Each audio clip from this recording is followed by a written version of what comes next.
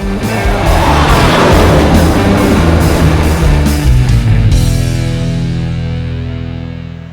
to the Fighter Pilot's Guide to Living. Taco and I are so glad to have you guys back with one of my all-time favorites, Commander Jim Puck Howe. Commander Howe was born in Grove City, PA, and graduated from the U.S. Naval Academy in 1989, earning his BS in General Engineering. After selecting Tomcats following flight school, he flew with VF-32, VF-101, VF-2, SFWSL, and VF-32. He's a graduate of the Strike Fighters Tactics Instructor TOPGUN course, taught at the Naval Strike and Aviation Warfare Center, as well as the Weapons and Tactics Instructor course taught at Marine Aviation Weapons and Tactics Squadron 1.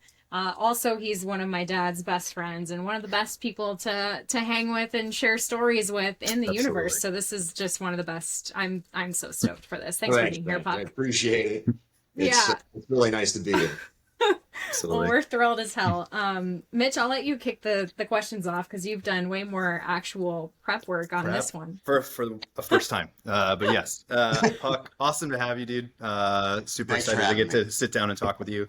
Let's just kick it off kind of from the beginning. So as Beth talked about, growing up, you then went to the Naval Academy. Did you know going to the Naval Academy you wanted to fly fighters, or was it more athletic driven and then that was going to get you there?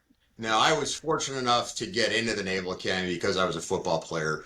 Probably wasn't getting in there without that. But in high school, I saw the movie The Right Stuff and wanted to be an astronaut. Like, I thought that was the coolest thing.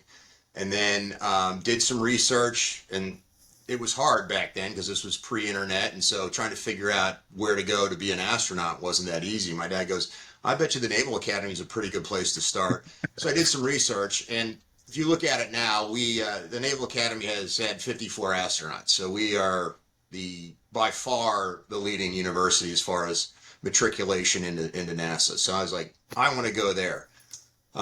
Fortunate enough to make it happen, but I knew that I wanted to, at that point, you have to go aviation. So I'm like, I want to fly fighters. So I went to the Naval Academy entirely just to go aviation and fly planes and become an astronaut someday.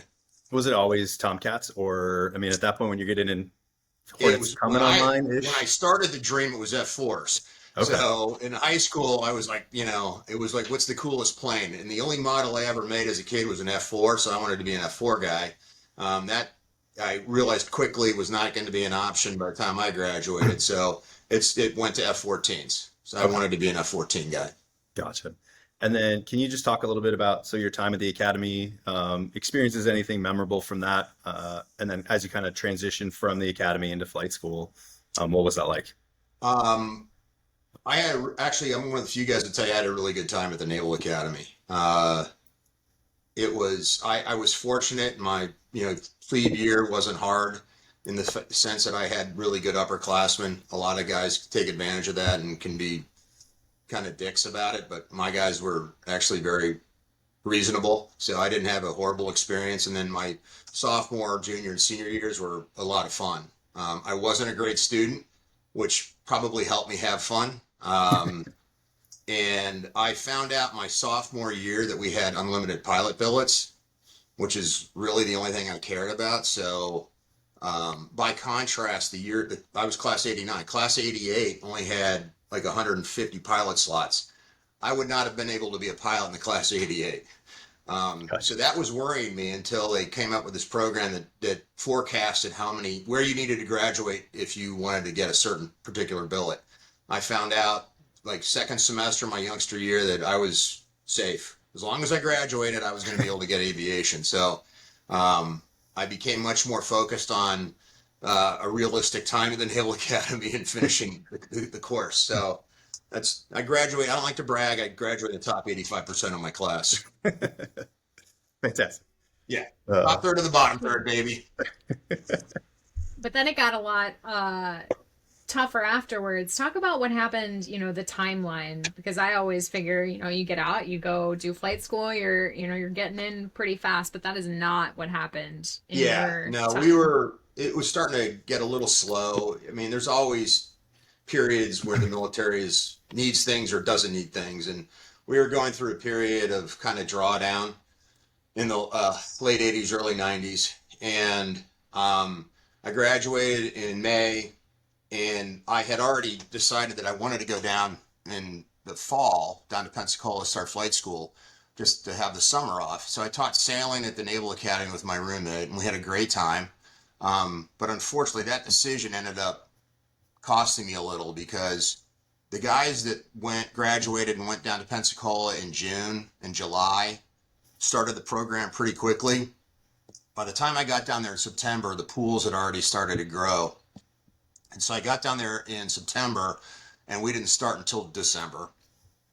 And so went through AI, then went to Whiting Field DT3 to fly the T-34 and started that in January of 90. And that stayed on schedule. That was still about only 6 months. So got done with that, finished that, selected jets, and selected Kingsville. And because that's where my roommate from the Naval Academy had gone before me. So I was like, well, we can be roommates again. So I went down to Kingsville in late summer of 90, and that's where the pools really started to get big. So I didn't start T2s for almost 5 months. Once you started, it went pretty quickly, but then finished T2s in the fall of 91. Let me make sure I get the years right. Yeah, 91. Damn. And had to wait 3 months to start A4s. So I didn't finish A4s until the late winter, early spring of 92. So it was 3 years from almost 3 years, 2.5 years from graduation to getting my wings, which is a year longer than it should take. 2.5, almost a year and a half. And when in all that time, yeah, go ahead, Mitch. You go ahead. So just with the training back then, so you're doing T2s first. Do you go to the boat in T2s or do you wait to, okay, so go to the boat. CQ is kind of one of the first things. T2s, you get 6 traps. Is it 4 or 6? I think it was 6 traps in T2s and 4 in A4s. It ended up being 10 traps total. And then I'll have to look at my and then you go to A4s to do like ACM and some of that. Yeah, T2s, and then you do advanced in A4. So I guess right now they just go. It's the pretty much T6 to T45. Yeah. So it's funny because when I was going to the boat in T2s, they put us in the simulator for the T45. The simulator was already there. So they're like, hey, we just want you to see the pattern in the simulator. It's not a plane you're flying, but this is what the next generation's going to fly. And we're like, well, this is really cool. Like, can I fly this? No. It's way better than what we're flying. So the simulator was neat. Our simulators were useless. Didn't have any of that. We didn't have any visuals in any of the T2 or the A4 simulators. And you had talked about previously, so like the slow part of the training taking months to start up between A4s and then T2s, almost having to relearn how to fly, right? You do T34s back then. Yeah, especially T40, going from T34s to T2s, because at that point I only had 90 hours. The first plane I flew was orange and white. I didn't have any experience before that. I'd gotten pretty good and competent by the time you finish T34s. It's a good training program. Yeah. But when you are that young and you take that much time off, skills atrophy a little. Yeah. Now, I will say they did make the simulators ready, available to us, and they said, "Hey, listen, you're going to need to get in the sim a few times a week," and we did. We'd go in there for 4-hour blocks 3 times a week or whatever on our own time, and just fly S1 patterns and S3 patterns, and just it was like, okay, just keep the air work down and get used to flying a jet. Yeah. Especially two undersling motors. It was a little weird. Yeah. So you also kind of talked about how your mind shifted from top third of the bottom third to you get to flight school, and this is where you actually kind of buckled down and started working your ass off to get for the first time I realized, wow, school probably would have been a lot easier. Tests are a lot easier when you study for them. Who knew? Like many guys that get jets, I did very well in AI and in primary, actually all through the program. It was I applied myself. It was I cared a lot. I'm sure like you, Taco, where there are nights where you're doing a check ride or whatever, you're studying and losing sleep over it because you're worried about it. That never happened to me in school. Like I didn't give a shit.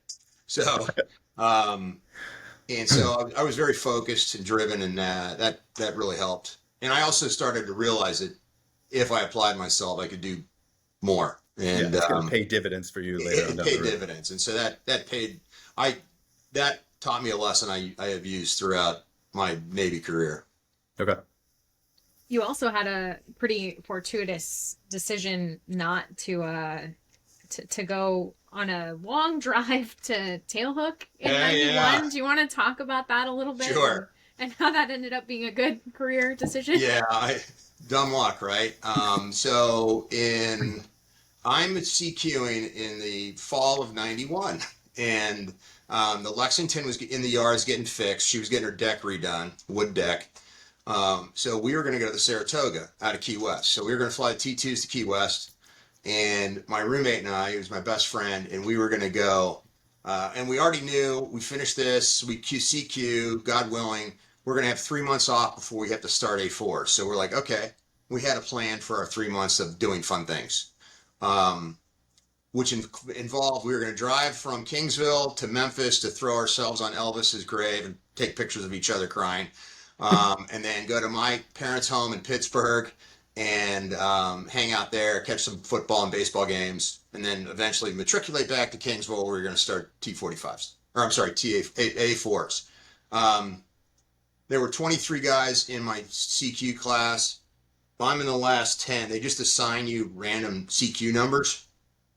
And I was like G14, or like G1 through 14. It's like, it was all based on it was alphabetical. So as a Howe, my buddy was a Doyle. So he had gone like an hour and a half before me. And so we're in the T2s down in Key West, turning, getting ready to go out to the carrier. We're getting a little worried because it's the last night and the darkness is coming. And about 30 minutes before I thought they would, they're like, okay, you guys in the line, just go ahead and bring them back, shut them down. You're not going to make it. So I'm like, I was not very happy at the time because it ruins our plans. My buddy did CQ, so he's complete. And I'm like, God, now I've got to go back to Kingsville and rebounce and get ready to go to the boat the next month, which is a pain in the ass. So I'm like, so we were pretty bummed about that. And as a result, he didn't end up going to Tailhook, because that was part of our trip. We were going to do all this, and one of it was we're going to go to Tailhook because we're now to be tailhookers. Well, he's like, I'm not going to Tailhook. I'm just going to, he's from Boston. He went home to Scituate and stayed with his parents, and I stayed in Kingsville and bounced. All of our other friends went to Tailhook, and that was Tailhook 91. So lo and behold, 6 months later, my buddy and I were very glad that we had not gone to Tailhook as the investigations began. And I will tell you, they were investigating my friends that went there while I was in the RAG as a full lieutenant. I mean, 3 years later, we're still getting, the witch hunt continued. It was really insane what they went through to find some people. Yeah. But yeah, that ended up being very fortuitous. Yeah, even Bad Fred. Bad Fred was overseas when it happened, and they still tried to nab him and say that he had like secretly they could come get somebody, back they for tried. it. Yeah, it's like, wow. I mean, and the thing is like, we're all young, innocent dudes. Like, no one lawyered up. It's like, whatever, I don't need a lawyer. Like, I didn't do anything. You needed a lawyer. I mean, whether you thought you needed a lawyer, that was my first. I had some really good friends that were there that did nothing. And I know these guys. And they're like, Jimmy, I had no idea that the Navy would come after us like this. I mean, I was in a room. He's like, this made SEER school look like a weekend at the beach. I'm like, dear God, these are our own people. Like, they just assumed everyone was lying and you were covering up or protecting for a friend, which I would have. But I mean, let's be honest. Yeah, it would have been a big change for you career wise had that. Yeah. It would have been painful. I probably would have done something stupid. Yeah. At least you're honest. Yeah. So wait, it was after, I'm trying to do this. It was after Kingsville is when you got your call sign, right? Yes. Yeah. That was a weird story. I want to hear this one again. It was strange because it wasn't something I bet you a lot of people in the Navy don't even know this. There was a window there where you'd got your call sign in your orders. So I graduate from Kingsville. Hey, congrats, you're going to F-14's Oceana. I was bummed because I wasn't going to Miramar. Miramar was my first choice. But at that point, the only people going to Miramar were D guys, and there was like 2 slots a year. So I was flying the A and the B. I was going to Oceana. VF-101 at the time had a pretty bad reputation as far as just being not a great place to be a student. Wait, hold on. Can we go into that? Sure. I've never heard that. Yeah, let's talk about that, and then we'll talk about. They were assholes. I mean, they had a reputation for it. I didn't find that to be the case. When I got there, by the time I started the RAG a year later because of the pool waiting to start VF-101, but I had a great time at VF-101. I thought the instructors were great. I had a good time. I learned a lot. One of my really good friends in my RAG class, we joked about it. He flew the F-4. He had his first flight the day before I did. And he was a big kid, played football at Colorado. And he's like, Jimmy, that plane is huge. I'm like, what do you mean? And remember, we're coming from an A4. So what people don't realize is that the tail of the Tomcat is bigger than the A4 wing. So it's like when you look at this, it's like you look in your mirrors and this plane goes on forever. If you've never seen it, you're just like, then you turn around, and like it's like your Rio's like, you know, a 25 feet behind you, and then there's 100 feet of plane behind him, at least in your mind. You're like, this is the biggest thing I've ever seen in my life. You feel like you're flying a B-52 after coming out of an A4, you know, especially with a little teeny cockpit. I didn't even fit in, you know, in the A4. I remember hearing stories like dudes had to shut the canopy like this and then, you know, like turn in and be like, okay, I'm stuck here now. All right, I'll tell you here's a note. I almost didn't qualify jets. Day one of AI, I'm learning navigation in a, you know, khakis in school. Door opens, yeoman walks in, Ensign Howe. I'm like, I'm already in trouble. I haven't just been here a day. And I raise my hand, and they hand me a piece of paper, and I read it. And it's like, you know, dear, and there's a blank line, Ensign Howe, you have been found to be unqualified for blank. And it's like, maritime strike pipeline for, and it turns out my shoulders were a ½ inch too wide, my anthropometric codes. And it's like for the plank TA4J. So you can't do this, but if you'd like to appeal this, show up at the Blue Angel hangar on Saturday at 8 o'clock and whatever. And so I'm like, I didn't even know what the strike pipe, like the maritime strike pipeline was. I'm like, what's that? Is that P3? I'm like, no, dude, that's jets. And so I'm like, it showed to my instructor. He's like, that's jets. And so I'm like, I almost started crying. I'm like, I can't fly jets because I don't fit into an A4. So 4 days later, don't sleep for 3 days. 4 days later, I show up at the hangar, the Blue Angel hangar. This is back when the Blues were still flying A4s. And they're like, they had an A4. And they literally, so it's me and, 8 other football players from different schools. Like, just everyone there was 6 feet to 6'7" with, we all look like linebackers. So we're like, all right, you get in this plane. And so I got in this plane and I'm like, oh my God, I don't fit. Like I just wedged myself into it. And I did have to turn sideways and I go, kink. And I broke my pen that was in my, like that broke, that shattered. Everything. I'm like, and the flight surgeon who was there, he was looking at me. He's like, how bad do you want to fit? And I look at him and I'm like, tears are almost streaming down my face because I realize I don't fit. I'm like, more than anything, sir. He's like, okay, get out. You fit. Nice. And I'm like, oh, thank God. That's so I get nice. out and he's like, don't eject out of an A4 because you're going to go without your arms. And I'm like, okay, I'll write that down. So I was like, all right, but I got into an F-14 and I'm like, this thing, like it was, honestly, if you weren't my size, little guys, I don't know how little guys flew an F-14, and that was perfect my size. That's a big jet. So, yeah, it was the A4 was you did have to turn sideways. I couldn't keep anything in any of my pockets, so no pens.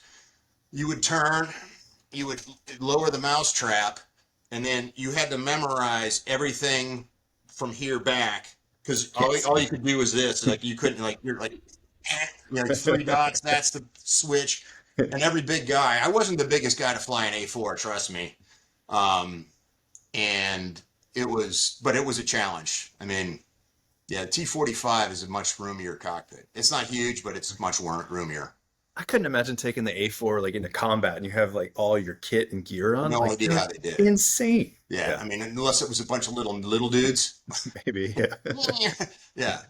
I think they put all the big dudes in F4s and the little guys in A4s. Maybe. A4 is a great plane. It was a ton of fun to fly. And, it's 720 degrees roll a second. First thing I did on my night RNAV was, because it was prohibited, is I did 2 rolls in a second. So I'm like, that is cool. It does do 2 rolls in a second. Yeah. Actually, I have a couple of A4 questions, but we were talking about your call sign first. Do you want to cover the call sign thing and then I can go back? I get F-14's Oceana, and it's like, hey, congratulations, welcome to the F-14 world, and your F-14 call sign's Gordie Howe for the hockey player. And I'm like, cool, it's not ass pickle. I can work with this. Could be much worse. So I get there, and I have as I talked to you about earlier, I had a long pool. I got there in May of 92 or 3 and it was 92. And didn't start the RAG until January of 93. So I had like 7 or 8 months off. They put me to work. I was stashed at Fighter Wing 1 at the time in the readiness office. And they sent me down on deck to Key West with VF-101 as an SDO. And I was doing my best down there, trying to be a good SDO. I was failing miserably. And one of the instructors came in. He's like, you are not worthy of being named after a hockey player. He's like, you are completely a hockey puck. And I'm like, your call sign is now Puck. And I'm like, I'll take it. There are way worse ways to get a call sign. So I was very happy to have something that I could tell my mother about.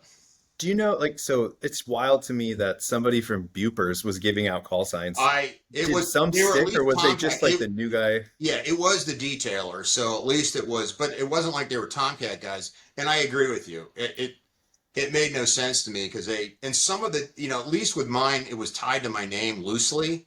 They gave other guys call signs that made no sense at all. It's just like throw in the dartboard, like in the office. It's like your call sign is Moneypenny, and it's like, okay, I guess the guy finished watching a Bond flick or something, but it's like had nothing to do with the guy's name. And I'm like, hey, by the way, good luck with the 5-syllable call sign, 4-syllable call sign. I'm like, because we love that. Right, Moneypenny. You got it. Yeah, and like 4 syllables while you're doing comm brevity. That's just no point. Yeah. Back to the A4. So you mentioned how fun it was to fly. That was your first time fighting ACM. What was it like to fight ACM in an A4? I don't know. It was fun. It was very scripted what we learned. What they taught us, it was each ACM, there were 5 ACM events. And that ended up, funny enough, they thought I was doing very well on A4s. When we were going to, we went to El Toro for dropping bombs. They were like, I was one of the favorites to get a lot of E's. I got 1 E, on, excellence for bombing. Other guys were coming home with 4 and 5. And I was pretty disappointed in my performance out there. I was like, not that the bombing pattern didn't make sense to me, but it's like, whatever. You're literally just looking out your window, dead-eye dropping. I'm like, okay. ACM made a lot of sense to me. And so it was pretty scripted, but I ended up being, out of the 18 students, I was the only one that got an E out of ACM. And I was like, well, at least if I, had to get 1 E, I got this one.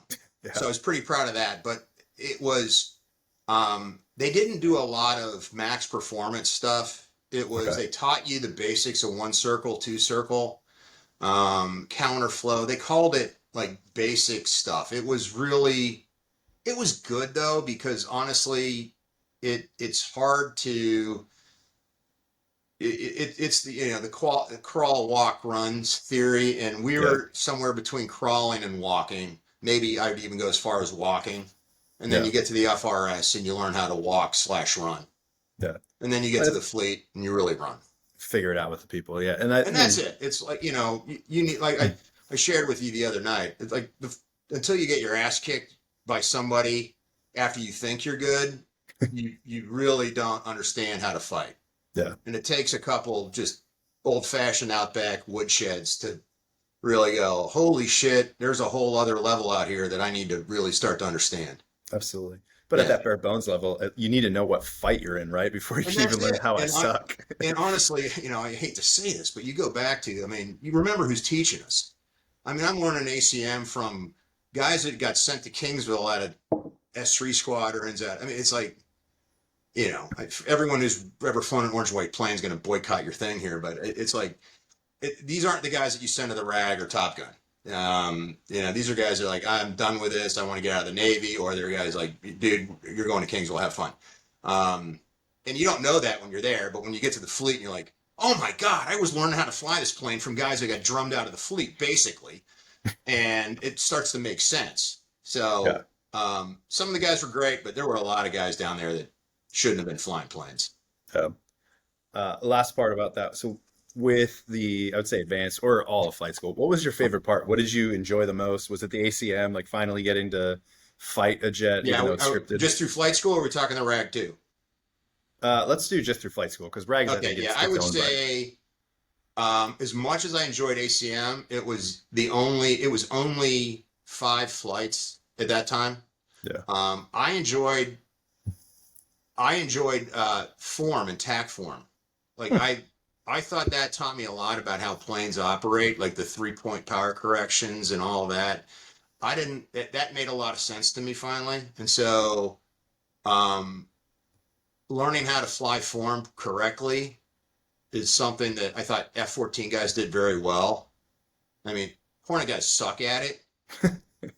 Well, and I didn't understand why until it became a single seat guy. It's like, you're busy doing shit. You can't, it's like, it's like they're texting while driving. I wasn't texting. I had a guy that was texting for me. So they're running all sorts of shit. And yeah, you've got heads up and HOTAS, but eventually you're going to have to come down to your MFDs and touch shit.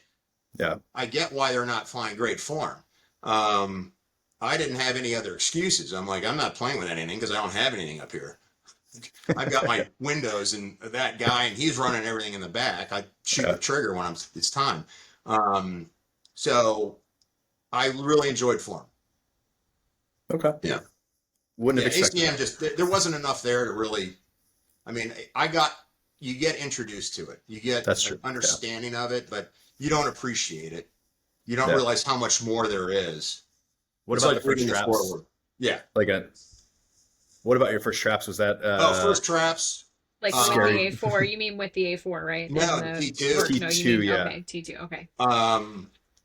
So I didn't go to the Lex. I went Saratoga. I didn't make because of the darkness, so we got rolled a month. Me and the other 10 guys that were just sitting there, pretty excited about that. And so the next month it's the Forrestal. So the cool thing was I at least got to see 2 old carriers. That's pretty neat. Before they went, because they literally went from there up to Newport. When I was at the War College, they're there getting turned into razor blades. Yeah. And the Lexington came online they finished her deck about 6 months later. So we're on the Forrestal, and even though it's a little deck, in our world now, I felt like I was flying over that deck forever. Yeah.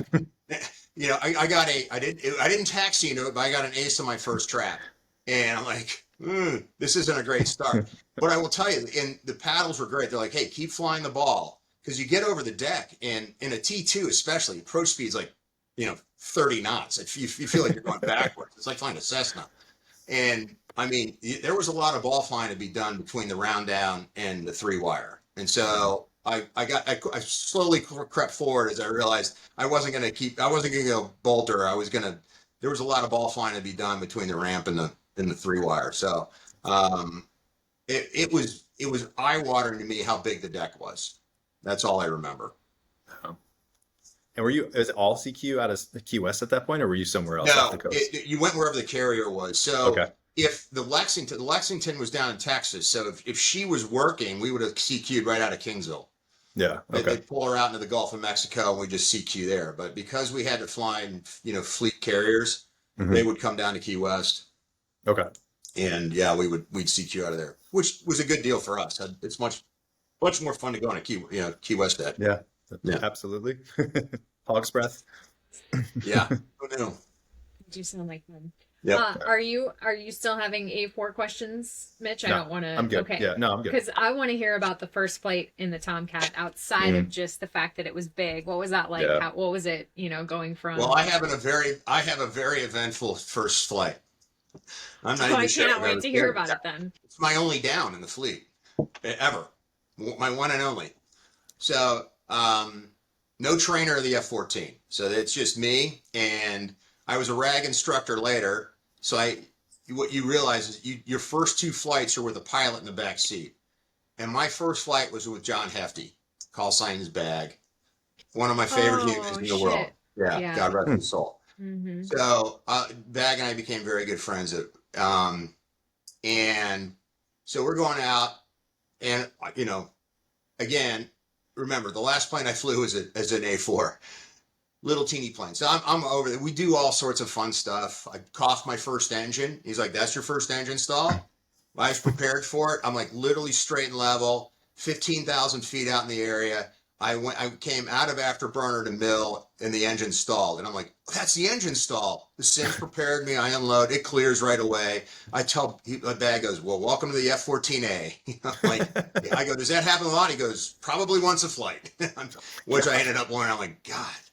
So all good. So we come back to land, and they had swapped the airport around, and I didn't realize this at the time. I was like, we had like a 12 knot. It was like an 8 knot tailwind, with up to 12 knots, quartering tailwind. Never even registered to me. So I come in, land, I do some touch and goes, they're all good, and come back, and I'm landing, I'm rolling, and I'm like, this is not stopping like an A4, by the way.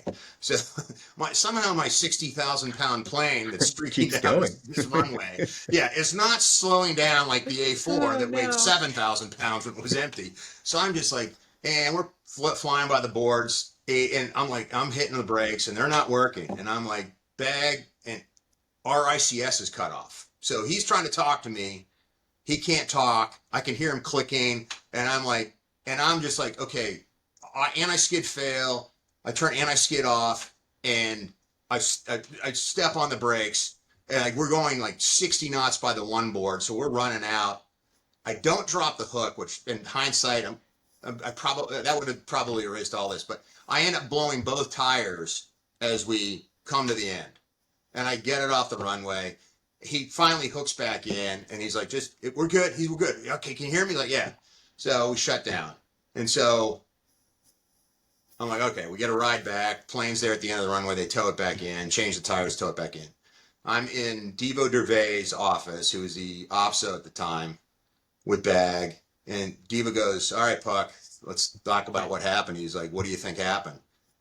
And I go, "Well, in hindsight, I think we were landing with a tailwind that I didn't recognize, and I just fucked it up." He looks at me and he just starts laughing. He's like, "All right." At least you're honest. He goes, "Yeah, it didn't help that Bag couldn't talk to you and tell you, turn off the anti-skid earlier. Not that would have saved you, but at least you could have said, hey, you've got this." Because it turns out I actually wasn't going that fast in my once I calibrated my F-14 world, I realized I could, that wasn't that hard. Like I've saved plenty of those types of speeds at different boards. But I just wasn't familiar with it. And he's like, I think this was between the system failing, him not talking to you, you overreacted. And he's like, and I hate to say this, but we've got to give you a down because you got to do these landings again. I go, I absolutely understand, sir. I'd give you a down too. He kind of chuckled. And that was it. So that was my first flight in the F-14.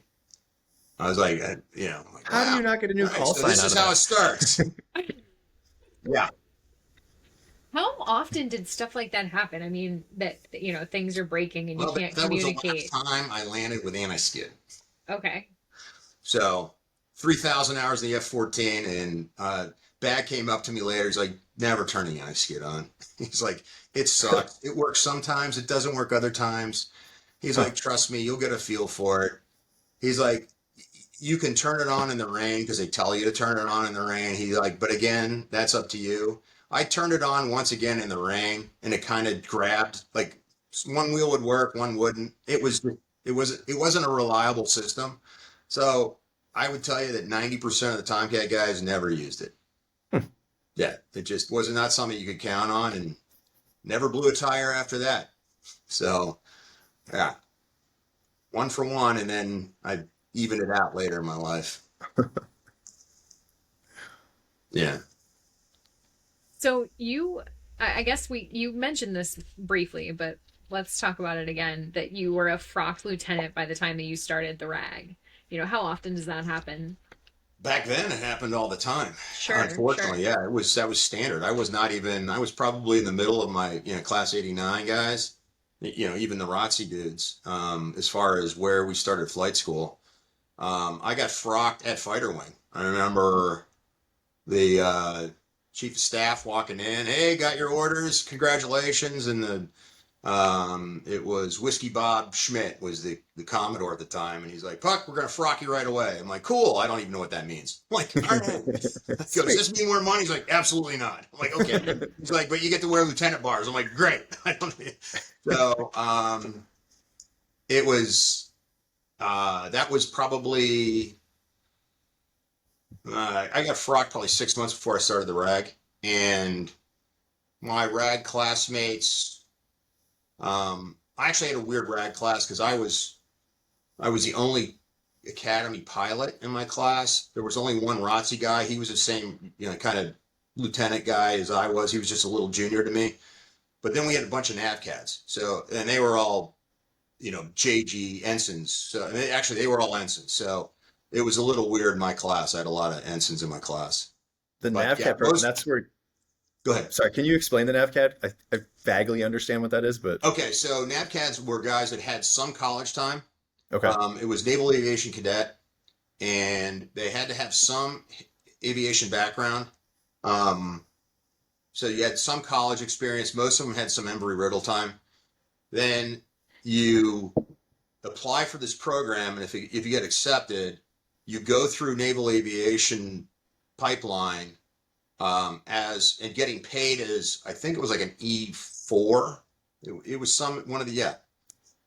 which was not bad. I mean, they had, when they went through, they weren't officers yet. They had, basically, if you saw Officer and a Gentleman, it was that kind of outfit. They wear the, like, no rank, but officer outfits. They all had to live on base, so they all lived in the BOQ. I mean, they were only making, a few $100s every paycheck, right. So it made sense. But they were all young. I mean, these are kids that were 20 years old that started flight school when I was 23 or 24. Yeah.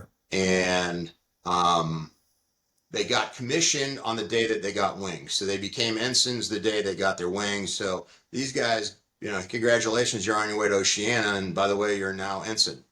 And so, they showed up to VF-101 as boot ensigns. And if they showed up and didn't have to wait for a pool, I mean, a lot of these kids made it into the fleet as ensigns and JGs. My first squadron, we had 7. That's crazy. And all of these guys have some aviation experience, so most of these guys can fly planes really well. Yeah. Do you know when that went away? It was, I'm going to say that went away when I was a senior lieutenant, like mid to late 90s. Okay.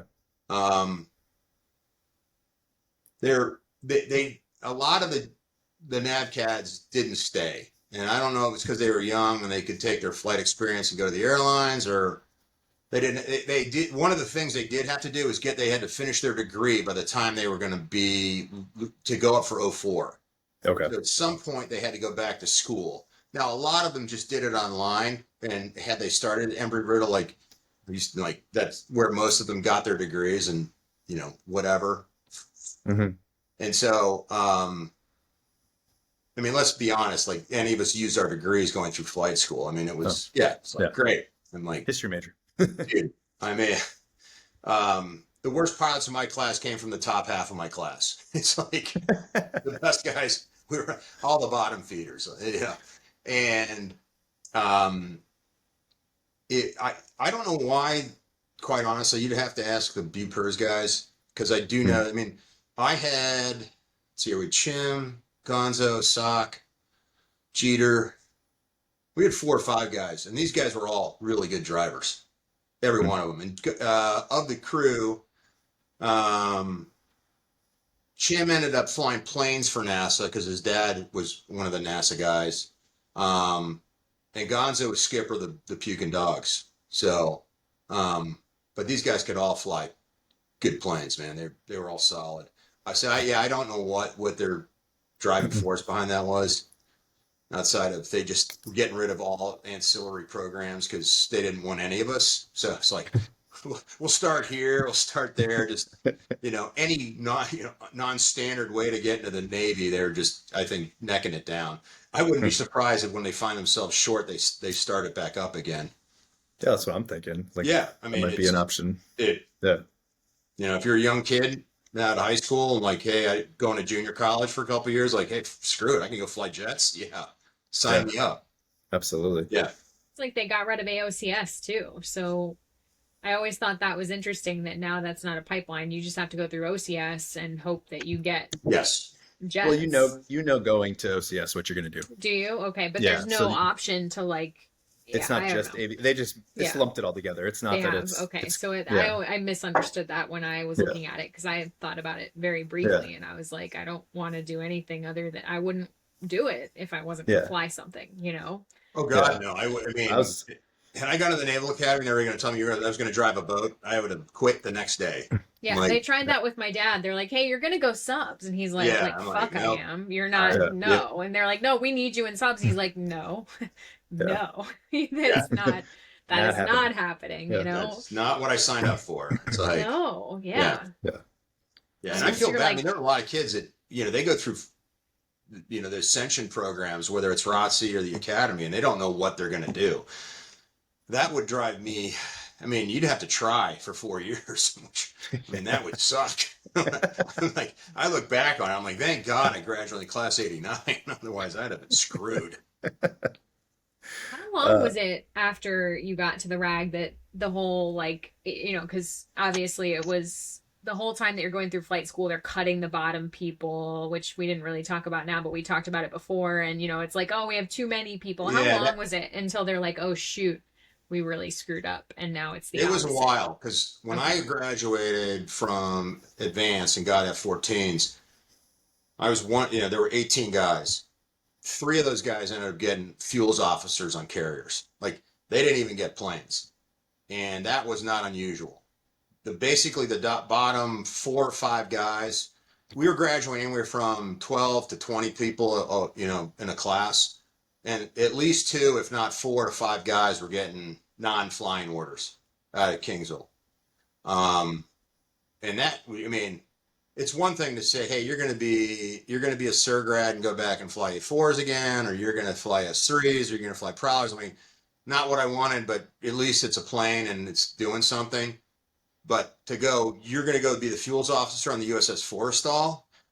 I'd have swallowed a pistol. I mean, I just started a gun. It was like, no way. I ended up actually on my first carrier. I was on the Eisenhower in '94. And one of my good friends that I went through Kingsville with, he was 6 months behind me, was the fuels officer. And I'm like, Oscar. He's like, Puck. I'm like, what squad? He's like, I'm the fuels officer and I'm trying not to kill myself. I'm like, I wouldn't try too hard. I would just do it. God.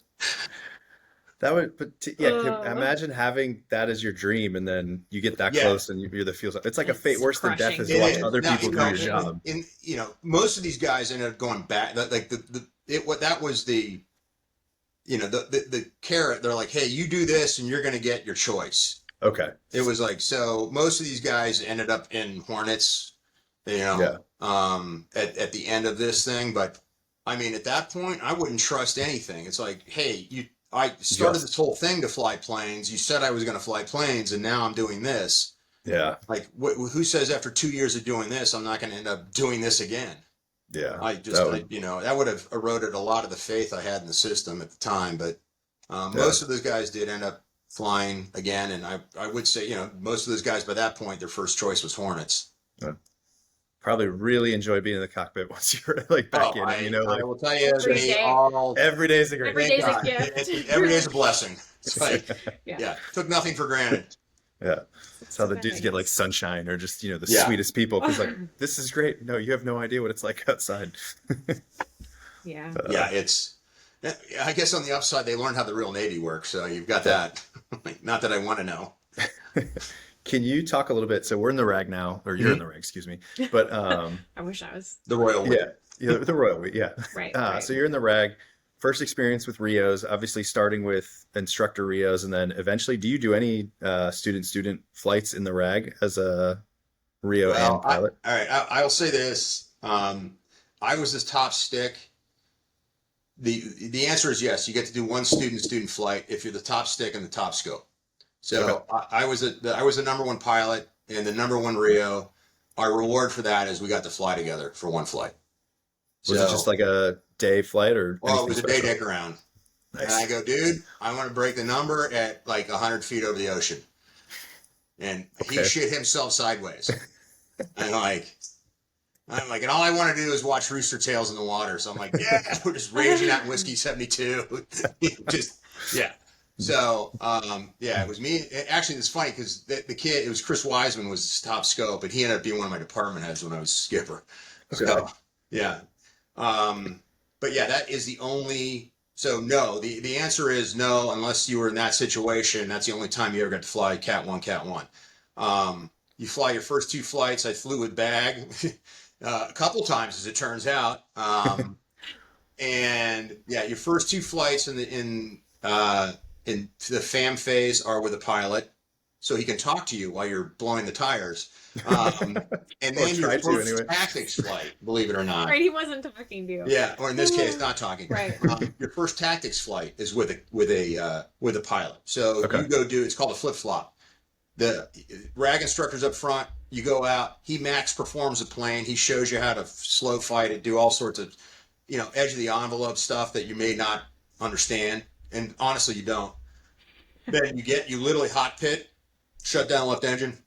You get in the front, while the plane's still turning, you switch seats and you go up and do it again. I can tell you, fast forward 3 years, I'm a RAG instructor. That's the scariest flight you'll ever do. Oh, I bet. Yeah. The FAMs are the guys, outside of my situation, the FAM 10s and 20s are really benign. There's not a whole lot on them. So assuming the guy doesn't blow a tire, it's a lot of just normal standard, S-turns and flying the plane and getting used to stuff. The tactics flip-flop is like you're going to ring an F-14 out, and you've never really done that before. And if you're flying at TF-30, so if you're flying the A, you're going to end up coughing a motor at some point. I mean, I think that's the flight that I've heard Admiral Manazar talk about. He was flying with like Slammer Richardson on a flip-flop, and that's the one where they ejected because they like snuffed both motors doing something. I think there was a flip-flop, but I remember hearing those are two really good drivers right there. Right, so Slammer Nasty are, so call signs. Oh yeah, that's back when. Yeah. Oh, Katie Quirk still has a thing for Slammer. Did you ever hear that story? No, I didn't. Oh my God. What happened? It was the fighter plane video. So someday the Today Show went out and interviewed, and I think Slammer was either top. I think it might have when he was skipper 14. I think it was when he was at 14, and they interview him, and after the interview, she's back and she's like, "Man, he is really good looking." She says it once, and then she looks away and she comes back, "God, he is really good looking." And she says it twice, and that ended up being like the fighter fling video for the year. It was apparently nice. Katie Quirk's got a thing for Slammer, dude. You got to go close it. Wow. Yeah. No, but anyway, the tactics flip flop is just not something like I can tell you. I became the tactics phase leader at 101.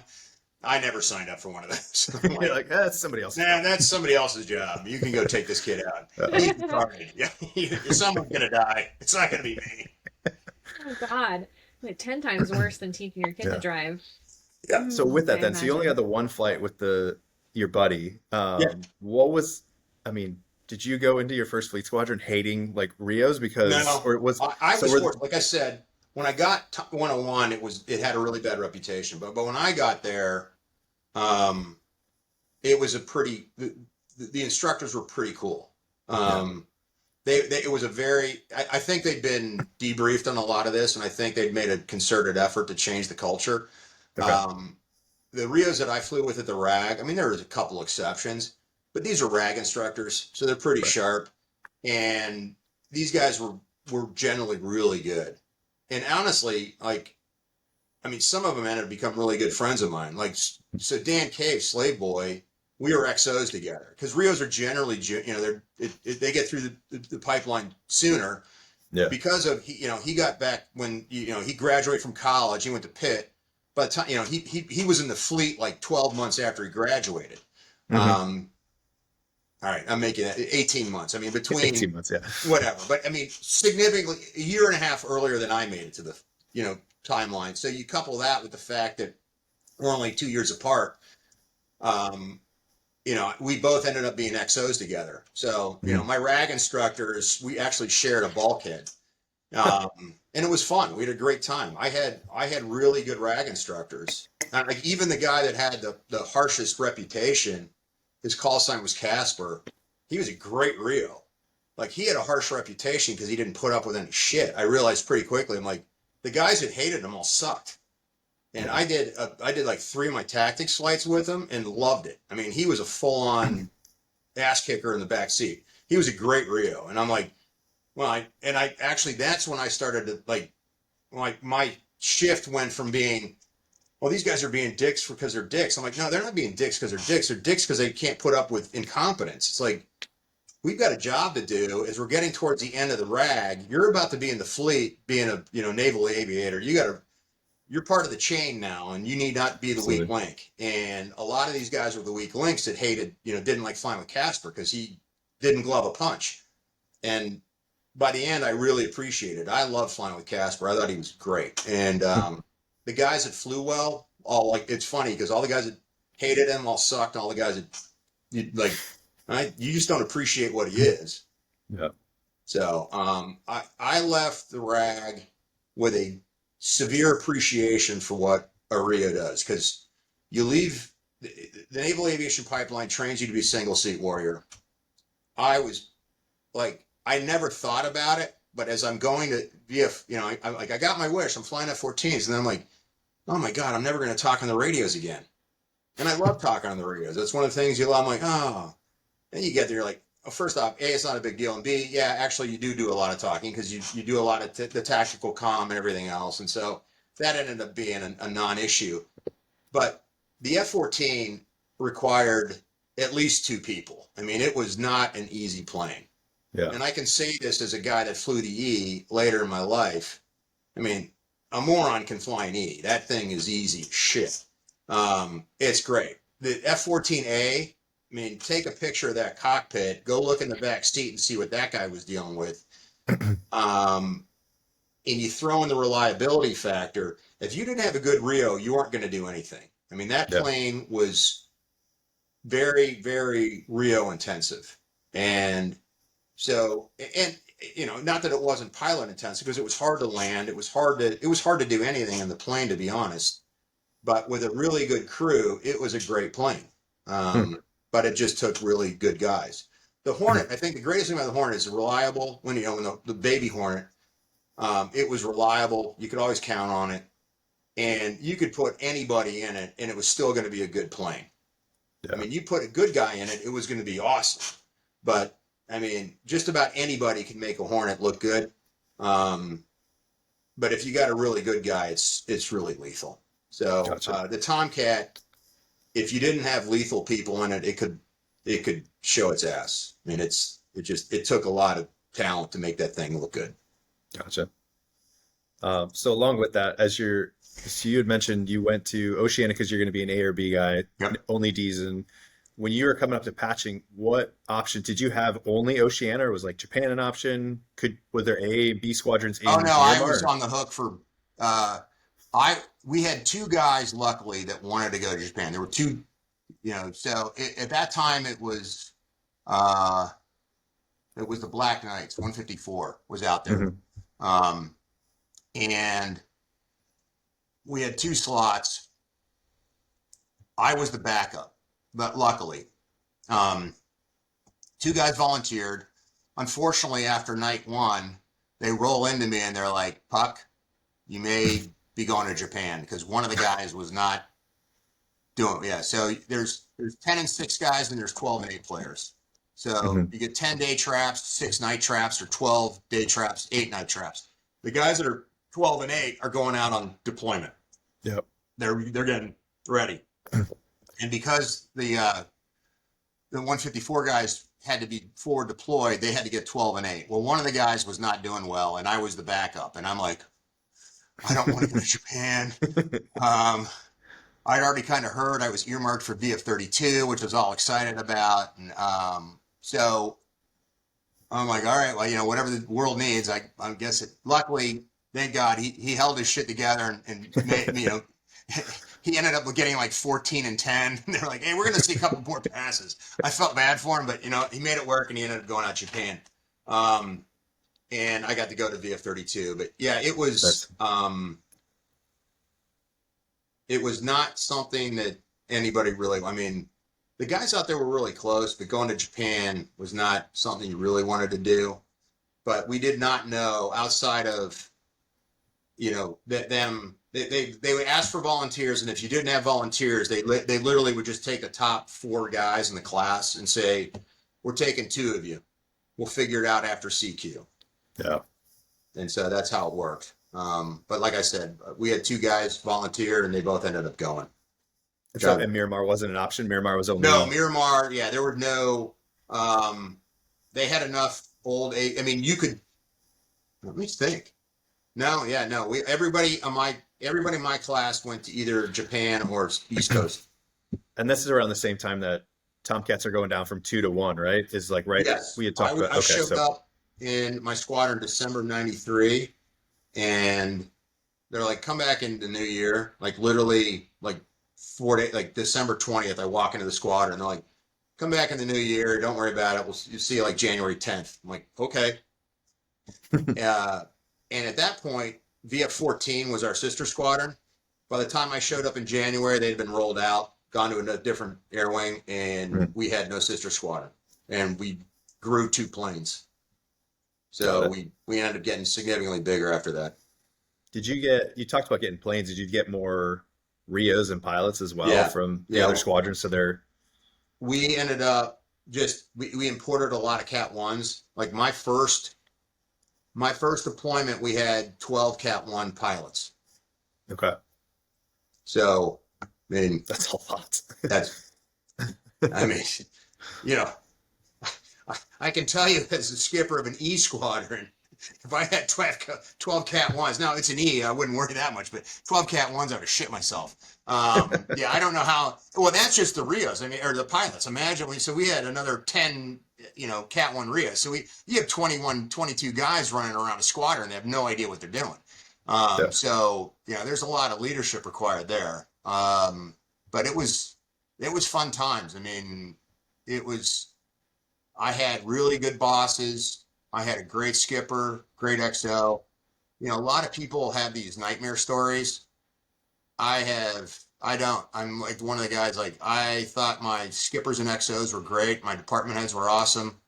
It was like, I won't say it was Shangri-La, but it was pretty cool.